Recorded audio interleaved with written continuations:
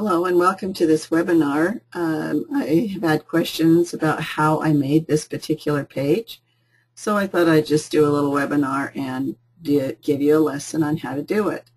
The first thing that you'll have to do is, if you have a picture that may need to be cropped so that it will look correctly, then that's what you'll have to do. So you'll just click on the sidebar of the picture and say duplicate this photo. That way you don't lose the original one, and you can work on playing with the other one. So you just click the sidebar and say crop. And in this particular instance, I don't want all the trees and everything in the bottom ground. So I'm just going to just crop all of that out. So we'll crop it.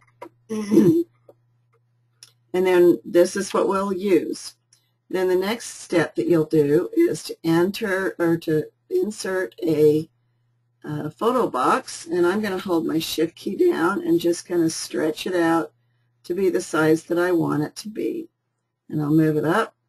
Then we're going to insert a text box, and we'll just type in, let's see, I'm going to use all caps too. S-T-O-R-M, let's get it spelled right. Okay, and then we will choose our font, and you can do kind of fun. Let me make it go bigger first so that you can see the larger size when we get going here. Okay, and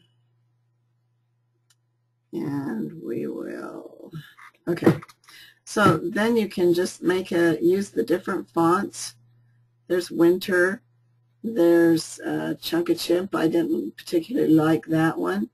This balloon one, I kind of liked it. So you can just kind of choose different fonts, and I'm going to take the storm out so that it fits. Okay, let's make that go bigger then so it stretches the width of our picture.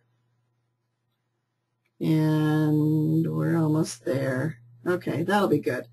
Okay, then we're going to just move the text down, and we're going to make it just be just barely at the bottom.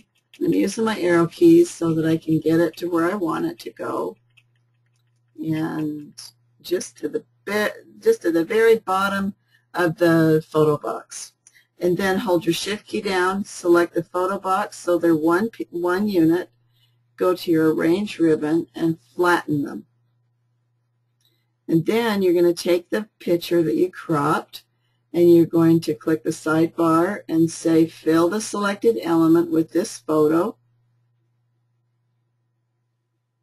And there we have the picture with the words. And then I take the cut and fill, and we're going to use the blended edge. And I'm going to put the blended edge just about like that, because I want it to kind of taper off. And we will say erase the shaded area.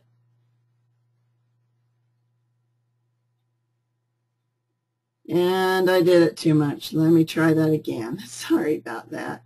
Okay, we will do it a little bit less this time.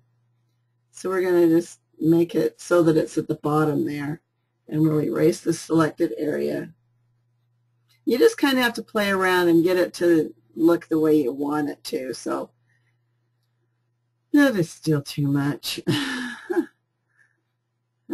Third time maybe it'll be a charm. Okay, let's try it like that.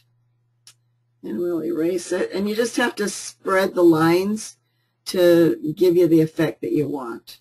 There, that's what we want. Okay, then we're going to use the same picture for the background. So I'll click the sidebar and say make this the background. And see how your text kind of just fades in. Well, we've got too hard of a line here, so we're going to use that blended edge again, and we're going to flip it around. And again, you'll have to kind of play with it and get it to be the way you want it to look. We'll erase the shaded area again. And sometimes the secrets of this technique is the picture that you use. So if you're not getting the exact thing, then play with a different picture. And then I'm going to take and I'm going to add a light shadow so that the text will show just a little bit. And now I'm going to take the same picture, I'm going to put it on top,